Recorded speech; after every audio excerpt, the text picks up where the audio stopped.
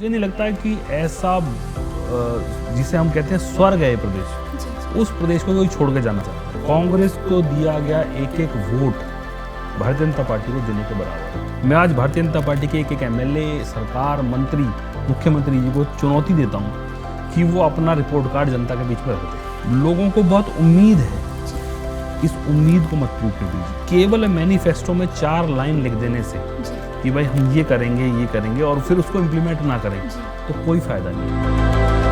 नमस्कार, मैं राखी और आप देख रहे हैं न्यूज़ 31 उत्तराखंड। और आज मेरे साथ स्टूडियो में मौजूद हैं संगम विहार से विधायक और उत्तराखंड में आम आदमी पार्टी के प्रदेश प्रभारी दिनेश मोहनिया जी, जिनसे हम बात करेंगे और जानेंगे कि 2022 के आगामी विधानसभा चुनाव में आम आदमी पार्टी की उत्तराखंड में क्या रणनीतियाँ हैं।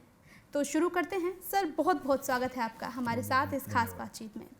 तो सर, सबसे पहले मैं आपसे यही जानना चाहती हूँ कि आप दिल्ली के संगम विहार से विधायक हैं और उत्तराखंड में आम आदमी पार्टी के प्रदेश प्रभारी हैं। ऐसे में दोनों के बीच तालमेल आप कैसे बिठाते हैं? देखिए, दोनों अलग अलग तरह की जिम्मेवारियां हैं जी। तो संगम विहार में मैं एज ए रिप्रेजेंटेटिव वहाँ के लोगों का काम कर रहा हूँ और साथ ही साथ जो पार्टी ने जिम्मेवारी दी है कि उत्तराखंड में आम आदमी पार्टी का विस्तार कैसे होगा और 2022 के चुनावों में आम आदमी पार्टी की परफॉर्मेंस कैसी रहेगी, इसकी जिम्मेवारी मुझे मिली है। मैं निश्चित तौर पे दोनों जिम्मेवारियों के साथ न्याय करने की कोशिश कर रहा हूँ और कोशिश कर रहा हूँ कि आम आदमी पार्टी 2022 के चुनावों में बेहतरीन प्रदर्शन करे और जिस प्रकार की नीतियाँ और जिस प्रकार के काम दिल्ली में हुए हैं उसी प्रकार के काम और नीतियाँ जो है वो उत्तराखंड में भी लागू हों और वो लोगों के जीवन में बदलाव आ सके जो लोग अभी तक ऑप्शन ना होने की वजह से केवल भारतीय जनता पार्टी और कांग्रेस को अल्टरनेटिव ही वोट करते रहे हैं। जी, तो सर 2022 के चुनाव में आप आम आदमी पार्टी को कहां पर देखते हैं? देखिए, हमारा ये मानना है कि 2022 का जो चुनाव है वो बहुत डिसाइसिव होगा जी। इन टर्म्स ऑफ डिसाइसिव अगर हम ये कहें तो ये चुनाव बाइपोलर होने वाला है। केवल भारतीय जनता पार्टी और आम आदमी पार्टी के बीच में इस चुनाव में मुकाबला रहेगा जी। क्योंकि एक तरफ तो वो पार्टी है जिसके पास अपना एक संगठन है, जिसने अपना काम किया 5 साल और इस प्रदेश को और पीछे ले गए। साथ ही साथ सामने एक पार्टी है जिसने अपने काम के माध्यम से एक राज्य की दिशा बदली है जी। इस पूरे चुनावी परिदृश्य में कांग्रेस कहीं नहीं है जी। ना वो विपक्ष की भूमिका में है, ना वो पक्ष की भूमिका में है जी। और मैं तो कई बार ये जानना चाहता हूँ कि लोग कांग्रेस को वोट क्यों करें जी। क्या केवल इसलिए कि आज आपके विधायक चुन लें और उसके बाद वो विधायक जाके बीजेपी में सम्मिलित हो जाएं जी। तो कांग्रेस को दिया गया एक एक वोट भारतीय जनता पार्टी को देने के बराबर है। आप इसका उदाहरण मध्य प्रदेश देख लीजिए, गोवा देख लीजिए, राजस्थान देख लीजिए, महाराष्ट्र देख लीजिए, कर्नाटका देख लीजिए, पौंडीचेरी देख लीजिए। और लगातार ये हो रहा है कि जहां पर भी कांग्रेस को आप वोट देते हैं वो वोट इनडायरेक्ट वे में भाजपा के पास जा रहा है। तो मेरा ये मानना है कि अगर विचारधारा की बात करें, कामों की बात करें तो 2022 का पूरा जो चुनाव है वो केवल भारतीय जनता पार्टी और आम आदमी पार्टी के बीच में होगा। लेकिन सर, इस बीच एक जो सवाल है वो ये कि उत्तराखंड का इतिहास रहा है, एक बार बीजेपी, एक बार कांग्रेस। ऐसे में क्या आम आदमी पार्टी को उत्तराखंड की जनता इस बार प्रदेश में मौका देगी? निश्चित तौर पे देगी जी। क्योंकि अब आप पिछले 4 चुनावों का अगर आप एक बार उसको थोड़ा स्टडी करके देखें जी, तो एक बार लोगों ने कांग्रेस को वोट दिया और फिर उससे नाराज होके, उससे गुस्सा होके बीजेपी को वोट दे दिया जी। 5 साल बीजेपी को परखा और उसके बाद देखा कि ये भी लोग काम नहीं करते जी। फिर गुस्से में आके फिर कांग्रेस को वोट दे दिया। फिर 5 साल उनका काम देखा, उससे भी नाराज हुए तो फिर गुस्से में आके बीजेपी को वोट दे दिया जी। पिछले 20 सालों से ये लगातार हो रहा है जी। और लोगों के पास दिक्कत ये है कि ऑप्शन नहीं है। ऑप्शन नहीं होने की वजह से वो दोबारा से उस पार्टी को चुन लेते हैं। अभी हमने एक सर्वे कराया और उस सर्वे के नतीजे बड़े चौंकाने वाले रहे कि करीबन 62% उत्तराखंड के लोग एक तीसरे विकल्प को ढूंढ रहे हैं जी। और चाहते हैं कि इस प्रदेश में एक तीसरा विकल्प आए और जो अभी तक उनकी बेसिक जरूरतें हैं जी। शिक्षा की बात हो, स्वास्थ्य की बात हो, इंफ्रास्ट्रक्चर की बात हो, बिजली की बात हो, पानी की बात हो, जो जनजीवन से जुड़े मुद्दे हैं उनकी बात करें जी। तो पहली बार आम आदमी पार्टी 2022 के चुनावों में एक बेहतर विकल्प के रूप में, बेहतर चेहरों के साथ, बेहतर प्रत्याशियों के साथ, बेहतर प्रोग्राम्स के साथ जनता के बीच में जा रही है। और मुझे पूरा विश्वास है कि जनता हमारे पर भरोसा दिखाएगी और हमारे साथ भी ये कमिटमेंट है कि फिर हम उन जनता की उन उम्मीदों को पूरा करें जिसके लिए उन्होंने हमें वोट दिया है जी। सर, अभी आपने कहा था कि कांग्रेस कहीं नहीं है, तो जिस तरह से आपने दिल्ली में कांग्रेस का सफाया किया है, क्या उसी तरह से आप उत्तराखंड में भी कांग्रेस का सफाया कर बिल्कुल बिल्कुल। हमारा ये मानना है कि अगर चुनावों में आप देखें तो 5 सालों में कांग्रेस ने विपक्ष के नाम पे कुछ नहीं किया, कोई लीडरशिप नहीं है, अंदरूनी झगड़े इतने ज़्यादा हैं कि वो कैंडिडेट डिसाइड नहीं कर पा रहे, अपना सीएम फिर डिसाइड नहीं कर पा रहे, कोई रणनीति नहीं बना पा रहे। भाजपा के खिलाफ बोलने में उनको डर लगता है, उनको लगता है कि कहीं हमारे को ना फंसा दें। तो आप देखेंगे कि ज़्यादातर जो कांग्रेस के लोग हैं वो, पिछली बार भी आपने देखा था कि 14 विधायक जो है वो कांग्रेस के विधायक जो हैं वो भारतीय जनता पार्टी में सम्मिलित हो गए थे। तो लोग कांग्रेस को वोट क्यों दें? केवल इसलिए कि जब आप विधायक चुन जाओगे तो फिर आप कांग्रेस में भारतीय जनता पार्टी में शामिल हो जाओगे। मतलब जिसके खिलाफ आप लड़ रहे हो और उसी में जाके आप सम्मिलित हो रहे हो। तो ये पूछे जाने की आवश्यकता है कि कांग्रेस को लोग वोट क्यों करें? केवल इसलिए कि वो भारतीय जनता पार्टी को मजबूत करे। तो मेरा आपके चैनल के माध्यम से उत्तराखंड की सम्मानित जनता को भी संदेश है कि कांग्रेस को दिया गया एक एक वोट जो है वो आप भारतीय जनता पार्टी को दे रहे हैं जी। तो अब आप तय कीजिए कि एक तरफ ऐसी एक पार्टी है जिन्होंने पूरी तरह से इस देश को महंगाई के गर्त में, सांप्रदायिकता के गर्त में धकेला है, और एक तरफ वो प्रोग्रेसिव पार्टी है जिसने दिल्ली में काम करके दिखाया है, जिसने दिखाया है कि अगर ईमानदारी से काम किया जाए तो लोगों को फ्री बिजली, पानी, शिक्षा, स्वास्थ्य दिया जा सकता है। जी सर। तो क्या सर समझा जाए कि आम आदमी पार्टी और बीजेपी के बीच इस बार द्वंद्व युद्ध होगा? निश्चित तौर पे हम ये कह सकते हैं कि ये पूरा चुनाव जो है वो 2 कोणीय चुनाव ही होने वाला है, जिसमें एक तरफ भारतीय जनता पार्टी होगी और एक तरफ आम आदमी पार्टी होगी। मतलब कड़ी टक्कर इस बार जो है रहने वाली है, बीजेपी को देने के मूड में है। बिल्कुल। और इस पूरे चुनावी परिदृश्य में कांग्रेस कहीं नहीं दिखाई दे रही है मेरे को, क्योंकि ना तो उनके पास सीएम फेस है, ना उनके पास प्रत्याशी हैं, और जैसा हाल मैं सोचता हूँ कि जैसा दिल्ली में हुआ था, लगभग वैसी स्थितियाँ मैं अब उत्तराखंड में भी देख रहा हूँ। और कांग्रेस तो वैसे ही विलुप्त होने की स्थिति में है। ये लोगों को समझ में आ रहा है अब ये बात कि कांग्रेस को वोट देना अपने वोट को खराब करना है और इनडायरेक्ट वे में भारतीय जनता पार्टी को वोट देना है। तो इस बार लोग तय कर रहे हैं कि कांग्रेस को वोट ना दिया जाए और जो विपक्ष, असली विपक्ष की भूमिका निभा रही है जो आम आदमी पार्टी, उसको वोट किया जाए। जी।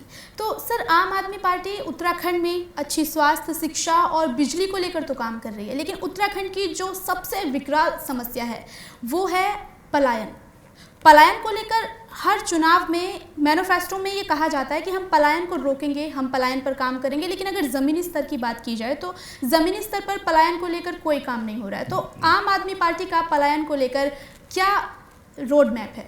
देखिए, जब आप पलायन की बात करते हैं किसी प्रदेश से तो उसके रूट कॉज में जाना पड़ेगा, उसके मूल कारण में जाना पड़ेगा कि पलायन क्यों हो रहा है।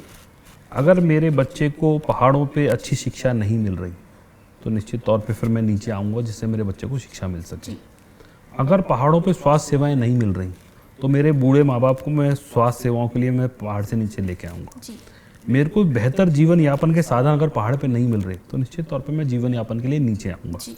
तो अगर आप 3 चीज़ें पहाड़ों पे उपलब्ध करा दें, शिक्षा, स्वास्थ्य और रोजगार, तो मुझे नहीं लगता है कि ऐसा जिसे हम कहते हैं स्वर्ग है ये प्रदेश, उस प्रदेश को कोई छोड़ के जाना चाहता है। लेकिन सर रोजगार के लिए किस तरह से आप काम करेंगे? देखिए, मैं 3 चीज़ों पे हम काम करेंगे। और मुझे ये लगता है कि अगर हम 3 चीज़ें ये प्रोवाइड करा दें पहाड़ों तो कोई पलायन नहीं होगा। बल्कि मेरा ये मानना है कि शायद दिल्ली के लोग या अन्य लोग जो हैं वो अन्य शहरों से भी लोग आके इस रमणीय स्थल पे बसेंगे और ये चाहेंगे कि इस स्वर्ग जो है पृथ्वी का, इसका आनंद लिया जाए। और लोग अप्रिशिएट करेंगे कि इतनी अच्छी व्यवस्था है। तो पहली बात है, शिक्षा होनी चाहिए, स्वास्थ्य होना चाहिए और रोजगार होना चाहिए। और मैं ये लोग जो ये कहते हैं कि पहाड़ों पे रोजगार नहीं है, मैं इससे कतई इत्तेफाक नहीं रखता। पहाड़ों पे असीम संभावनाएं हैं। आप देखेंगे जो विदेशों में जो पहाड़ है वो एक एसेट है, उन्होंने उसको एसेट की तरह यूज़ किया है, चाहे वो टूरिज्म को लेकर हो, चाहे खेती को लेकर हो, चाहे सस्टेनेबल मॉडल्स को लेकर बात हो, सब चीज़ें हो सकती हैं। ज़रूरत है आपको नीयत को साथ, ईमानदारी के साथ काम करने की। पहाड़ों पे भी रोजगार उत्पन्न किया जा सकता है, छोटे छोटे मॉडल्स पे काम किया जा सकता है, छोटे यूनिट्स पे काम किया जा सकता है। और जिस तरह की उत्पादकता पहाड़ों पे है वो मुझे लगता है कि वो असीम संभावनाएं पैदा करता है रोजगार के लिए। बस ज़रूरत इस बात को कि उसको ठीक से मैनेज किया जाए, ईमानदारी के साथ मैनेज किया जाए। जैसे छोटा सा एक उदाहरण है कि पहाड़ों पे जैविक खेती होती है और जबकि हमारे शहरों में जैविक उत्पाद जो है उनकी बहुत डिमांड है, बहुत रेट हैं उनके, बहुत ज़्यादा लोग, उनको डिमांड है कि भाई हमारे को दीजिए। और उन चीज़ों की अगर उसमें हम कुछ डिलीवरी सिस्टम बना दें, उनको कुछ ऐसा सिस्टम बना दें कि वो शहरों तक वो उत्पाद पहुंच सके, तो निश्चित तौर पर रोजगार पैदा होगा और पहाड़ के लोगों को भी फायदा होगा। बस ज़रूरत इस बात की है कि नियत के साथ, ईमानदारी के साथ काम किया जाए और इन 3 चीज़ों पे अगर आप काम करते हैं तो निश्चित तौर पे पलायन को रोका जा सकता है। उसके लिए एक प्रॉपर रोड मैप होगा, एक आपके पास ब्लूप्रिंट होना चाहिए किस तरह हम पलायन रोकेंगे। और बेशक सर कुछ भी नामुमकिन तो होता नहीं है, बस करने की नियत होनी चाहिए और अगर किसी की करने की ही नियत ना हो तो कोई क्या करे। अभी तक यही होता आया है कि केवल मैनिफेस्टो में 4 लाइन लिख देने से कि भाई हम ये करेंगे और फिर उसको इम्प्लीमेंट ना करें तो कोई फायदा नहीं है। मेरा ये मानना है कि मैनिफेस्टो में आप जो वादे करते हैं अगले 5 साल के बाद उसको वादों के साथ जनता के बीच में जाना चाहिए कि देखिए आपसे हमने ये वादा किया था, ये पूरा किया, ये वादा किया, ये पूरा किया। जैसे हमने 2020 के चुनावों में जब हम गए तो हमने लोगों से कहा कि देखिए हमने काम किया, जो काम किया वो आपके सामने रखना। हमने अपना रिपोर्ट कार्ड जनता के सामने रखा और ये कहा कि आप काम देखिए और अगर आपको लगता है कि काम ठीक हुआ है तो ही वोट कीजिए, अगर आपको लगता है काम ठीक नहीं है तो वोट करने की आवश्यकता नहीं है। मुझे लगता है देश के राजनीतिक इतिहास में पहली ऐसी पार्टी है जिसने केवल ये कहा कि हमारे काम के आधार पर वोट दे दीजिए। मैं आज भारतीय जनता पार्टी के एक MLA, सरकार, मंत्री, मुख्यमंत्री जी को चुनौती देता हूँ कि वो अपना रिपोर्ट कार्ड जनता के बीच में रख दें कि 5 साल में हमने ये काम किया और हमें काम के आधार पर वोट दे दीजिए। जनता तय कर देगी किसने काम धर्म की राजनीति तो बहुत हुई, लेकिन अब जरूरत है कि काम की राजनीति को बढ़ावा मिलना चाहिए।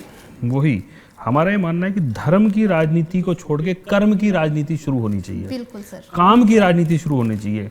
और जब तक हम अकाउंटेबिलिटी की बात करते हैं, किसी भी विधायक, मंत्री, मुख्यमंत्री की अकाउंटेबिलिटी फिक्स होनी चाहिए, जवाबदेही तय होनी चाहिए।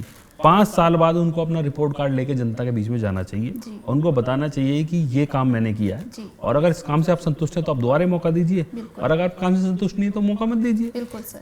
लेकिन होगा ये कि कोई काम की बात नहीं करेगा। भारतीय जनता पार्टी, कोई कांग्रेस काम की बात नहीं करेंगे, वो केवल एक नए जुमले उछाल देंगे, कुछ धर्म की बात, कुछ जाति की बात, कुछ क्षेत्र की बात करेंगे। ये नहीं बताएंगे कि उनके पास उत्तराखंड को बचाने के लिए, उत्तराखंड को बनाने के लिए विजन क्या है। केवल यही फर्क आम आदमी पार्टी को अन्य पार्टियों से अलग करती है। आम आदमी पार्टी एक निश्चित विजन के साथ लोगों के बीच में जाएगी कि हम पलायन पे हमारा स्टैंड ये है, बिजली पे हमारा स्टैंड ये है, पानी पे स्टैंड ये है, इंफ्रा पे हमारा स्टैंड ये है और जो हम मैनिफेस्टो में जो वादे करेंगे वो वादे हमारे लिए गीता, कुरान, बाइबल से बढ़कर हैं।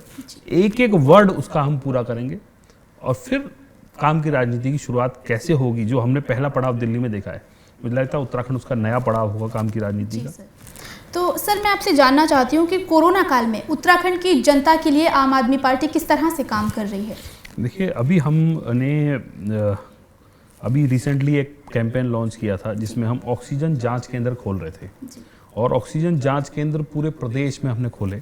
एक एक गांव तक गए हम, लोगों की वहाँ ऑक्सीजन जांच की, साथ में उनका टेम्परेचर नापा और जिन लोगों को दवाइयों की जरूरत थी उनको दवाई की किट प्रदान करी।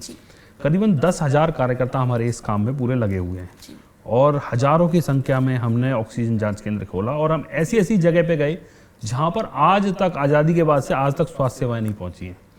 उत्तराखंड के देश के लास्ट गांव तक हमारे लोग पहुंचे हैं और वहां पर भी जो हमारी किट है वो लेके लोगों ने स्वास्थ्य की जांच की लोगों की। हमारा ये मानना है कि केवल कोरोना काल में नहीं, किसी भी राजनीतिक पार्टी का ये धर्म है कि वो लोगों की सेवा करे और जो भी कमियां हैं उनको पूरा करे। आम आदमी पार्टी उस कर्म को, उस धर्म को निभा रही है और इस कोरोना काल में लोगों के साथ है, उनकी सेवा कर रही है और उम्मीद है कि आम आदमी पार्टी को लेके जो लोगों में पॉजिटिविटी है, जो उम्मीद है कि आम आदमी पार्टी एक ऐसी पार्टी है जो लोगों के लिए काम करती है, लोगों के बच्चों का भविष्य की तरफ देख के काम करती है, निश्चित तौर पर लोग उस पर भरोसा करेंगे।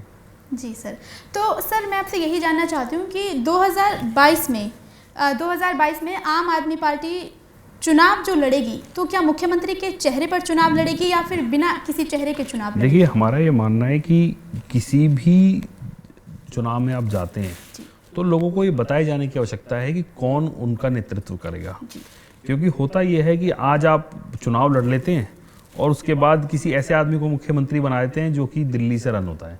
अभी आप उत्तराखंड का उदाहरण देख रहे हैं कि त्रिवेंद्र सिंह रावत जी का कहीं नाम नहीं था, उनको मुख्यमंत्री बना दिया। फिर दिल्ली से एक आदेश हुआ कि त्रिवेंद्र जी को हटाओ और तीरथ जी को मुख्यमंत्री बना दो, अगले दिन तीरथ जी ने शपथ ले ली। हमारा ये मानना है कि जनता की जन आकांक्षाओं को तय करते हुए मुख्यमंत्री का चुनाव होना चाहिए, और जिस दिन भी आम आदमी पार्टी मुख्यमंत्री का चेहरा तय करेगी तो मीडिया के बंधुओं को और सब लोगों को निश्चित तौर पर बताया जाएगा। हमारा ये मानना है कि होना चाहिए, बस इसमें यह भी देखने की आवश्यकता है कि वो व्यक्ति हो जो कि प्रदेश को चला सके, जिसमें कैपेबिलिटी होगी वो प्रदेश को चला सके। केवल दिल्ली से गवर्न होने वाला व्यक्ति नहीं चलेगा। सर, आम आदमी पार्टी के मुख्यमंत्री के तौर पर एक नाम आजकल सबकी जुबान पर है, अजय कोटियाल जी। तो क्या समझा जाए कि अजय कोटियाल जी आपकी तरफ से मुख्यमंत्री का चेहरा होंगे उत्तराखंड में? देखिए, जैसा मैंने आपको बताया कि आम आदमी पार्टी जन आकांक्षाओं से चलने वाली पार्टी है। जन आकांक्षाएं जिस तरीके से रहेंगी निश्चित तौर पे उससे डिसीजन होगा। और साथ ही साथ हमारा तो ये कहना है कि हमें छुपाना क्यों है। जब भी डिसीजन होगा तो मीडिया के बंधुओं को सबसे पहले बताएंगे हम, और हम तो मीडिया के बंधुओं को धन्यवाद करते हैं कि वो हमारी बात को जनता जन तक लेके जाते हैं। तो जब कभी भी डिसीजन होंगे तो आपके साथ शेयर करेंगे, लेकिन हमारा ये मानना है कि जो भी डिसीजन होंगे वो यहाँ की प्रदेश की जनता की भावनाओं के अनुरूप होंगे। अगर जनता चाहेगी तो निश्चित तौर पे बनाया जाएगा, और जनता नहीं चाहेगी तो नहीं बनाया जाएगा। मतलब कहा जाए कि अभी तक आपकी तरफ से मुख्यमंत्री का चेहरा जो है निर्धारित नहीं किया मैंने गया है। आपको आप इस बात को इस तरीके से भी कह सकते हैं कि जिस दिन भी निर्धारित होगा निश्चित तौर पे आपके साथ हम शेयर करेंगे और खुल के बताएंगे कि ये नाम है। अभी कोई नाम सुनिश्चित नहीं किया गया है, जिस दिन भी नाम सुनिश्चित होगा आपको बताएंगे। बिल्कुल सर। तो सर, अब चलते चलते, क्योंकि वक्त आपके पास भी कम है और बहुत शुक्रिया कि आपने हमें इतना कीमती वक्त दिया, चलते चलते मैं आपसे आखिरी सवाल कि आप उत्तराखंड की जनता को न्यूज़ 31 के माध्यम से क्या संदेश देना चाहते हैं? न्यूज़ 31 के माध्यम से केवल एक संदेश है कि इस देश में अभी तक केवल जाति, धर्म और क्षेत्र की राजनीति हुई है। पहली बार एक ऐसी पार्टी आई है जो केवल काम की राजनीति पर भरोसा करती है। लोगों को बहुत उम्मीद है, इस उम्मीद को मत टूटने दीजिए। इस काम की राजनीति को आगे बढ़ाइए। इस काम की राजनीति को आगे बढ़ाने से ही देश आगे बढ़ेगा। जी सर। ये एक महत्वपूर्ण पड़ाव है जो 2022 का चुनाव है, और इस पड़ाव में आम आदमी पार्टी काम के मुद्दों को लेकर आपके बीच आ रही है। तो इस बार जाति, धर्म, क्षेत्र सब साइड में रखिए और केवल काम और काम के आधार पर वोट डालिए। निश्चित तौर पे मेरा ये मानना है कि देश भी आगे बढ़ेगा, प्रदेश भी आगे बढ़ेगा और विकास की नई राहें खुलेंगी। बिल्कुल सर, बहुत बहुत शुक्रिया सर हमारे साथ इस खास बातचीत का हिस्सा बनने के लिए और हमें अपना कीमती समय देने के लिए। बहुत बहुत धन्यवाद। तो ये थे मेरे साथ संगम विहार से, दिल्ली के संगम विहार से विधायक और उत्तराखंड के प्रदेश प्रभारी दिनेश मोहनिया जी, जिन्होंने हमें बताया कि उत्तराखंड में आम आदमी पार्टी की किस तरह से रणनीति है चुनाव को लेकर, और उन्होंने हमें ये भी बताया कि धर्म की राजनीति को छोड़कर किस तरह से हमें कर्म की राजनीति की ओर अग्रसर होना चाहिए। और उन्होंने साथ ही साथ ये संदेश भी राज्य की जनता को दिया कि किस तरह से इस बार राज्य की जनता को एक बार आम आदमी पार्टी को भी मौका देना चाहिए, और क्योंकि विकास की झाड़ू चलाने में आम आदमी पार्टी उत्तराखंड में कितना सक्षम होती है ये तो आने वाला वक्त ही बताएगा। आप देखते रहिए न्यूज़ 31 उत्तराखंड। नमस्कार। उत्तराखंड से जुड़ी तमाम खबरों को देखने के लिए हमारे चैनल को सब्सक्राइब करें और बेल आइकन दबाना ना भूलें।